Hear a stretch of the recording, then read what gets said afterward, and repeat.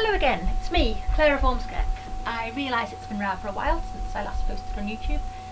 I've been busy. I've seen many strange places, travelled to new lands, heard new languages, learnt new stories, and I've ended up in North Wales. So I thought I would do a North Welsh story. This is the story of a Goch, the red dragon, and one of the main symbols of Wales and its identity. You see, we English, unfortunately, have spent rather a lot of time trying to invade Wales.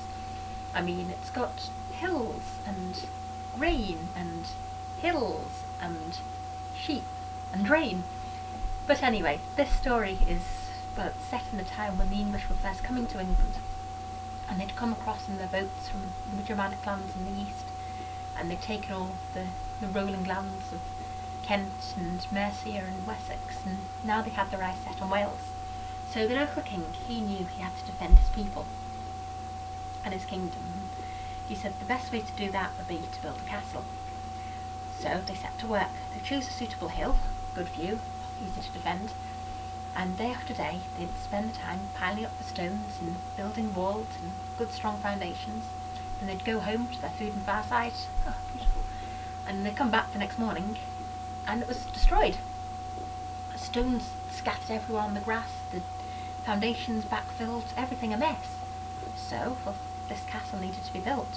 So they'd pile up the stones, build the walls, do a hard day's work, and then they'd go home, food and fireside, and then come back, and it was gone, day after day. So the king, he had to do something.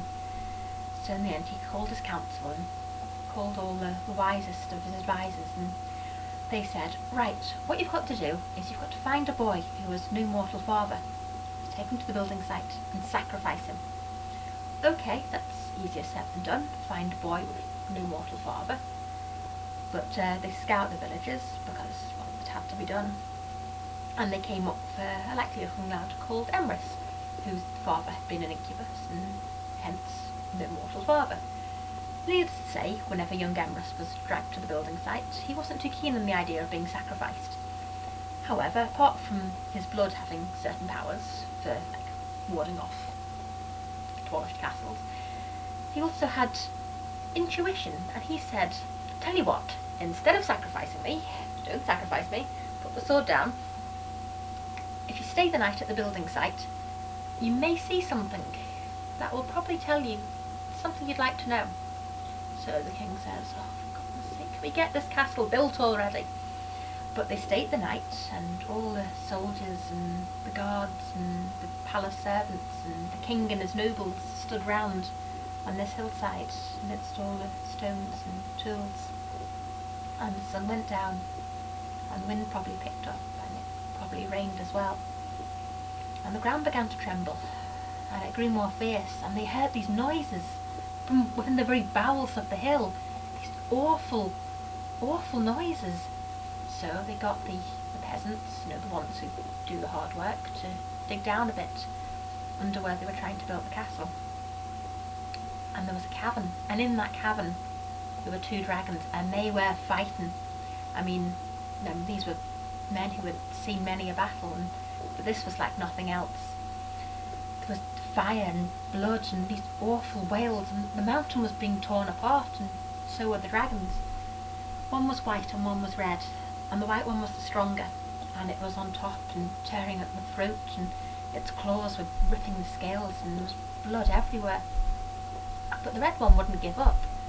I mean, you'd think it would give up because the white one was so much stronger, but it kept going, and it kept going, and just the moon passed from the east to the west, and all the men of the court and the kingdom stood round in horror, and the white one began to grow more tired and weaker, and the red one was gaining. It was a tough little thing.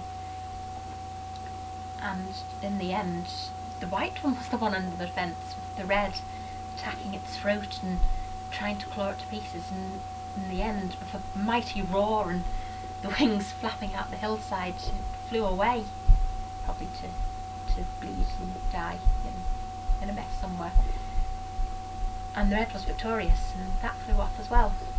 So they turned to Emrys. What sort of kid are you? How did you know that?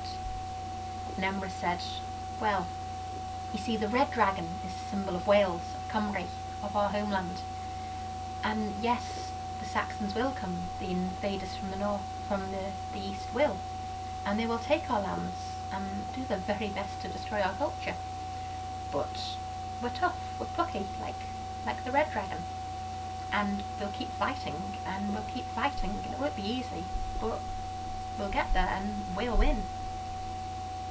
So in the end, they built the castle, and over the coming centuries, now in the 12th, and we're having a pretty good go at Wales, sadly. I seem to be actually on the wrong side of the border. That's probably not good, but this hull's fairly sturdy. There's a lot of wind on this hill. I don't like the Welsh weather. But, well, anyway, Emrys, what happened about him? He grew up and he actually became Merlin, the chief advisor to Arthur, the greatest king we've ever had.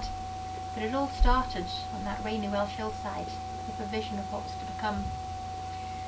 And, well, I'm glad the Red Dragon won, because, yeah, it's alright, this place.